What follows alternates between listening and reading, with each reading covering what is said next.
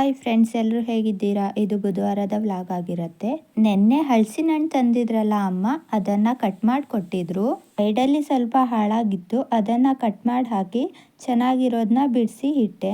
ಹಲಸಿನ ಹಣ್ಣು ಸ್ವಲ್ಪ ಹಣ್ಣಾದಾಗಲೇ ತಿನ್ನಕ್ಕೆ ಚೆನ್ನಾಗಿರತ್ತೆ. ಜಾಸ್ತಿ ಹಣ್ಣಾಗ್ಬಿಟ್ರೆ ತಿನ್ನಕ್ಕೆ ಆಗಲ್ಲ. ಹಲಸಿನ ಹಣ್ಣಿಂದ ಸ್ವೀಟ್ ಎಲ್ಲ ಮಾಡ್ಬೋದು.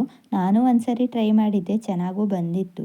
ಒಂದು ಬಾಕ್ಸಿನಷ್ಟು ಹಣ್ಣು ಸಿಕ್ಕಿತ್ತು, ಅದನ್ನ ಎತ್ತಿಟ್ಟು ಹಾಗೆ ಸ್ವಲ್ಪ ಹಲಸಿನ ಹಣ್ಣು ಬೀಜನೂ ಸಿಕ್ಕಿತ್ತು.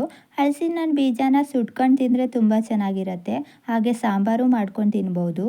ಮನೇಲಿ ಮೆಂತ್ಯ ಸೊಪ್ಪಿತ್ತು ಅಂತ ಬೆಳಿಗ್ಗೆ ತಿಂಡಿಗೆ ಮೆಂತ್ಯ ಪಲಾವ್ ಮಾಡಿದ್ದೆ. ಅವರೆಕಾಳು ಸ್ವಲ್ಪ ತರಕಾರಿ ಎಲ್ಲ ಹಾಕಿ ಮಾಡಿದ್ದೆ.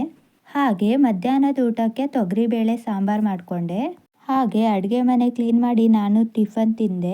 ತಿಂಡಿ ತಿಂದು ಅರ್ಧ ಗಂಟೆ ಬಿಟ್ಟು ನಾನು ಸ್ನಾನ ಮಾಡ್ಕೊಂಡು ಬಂದೆ.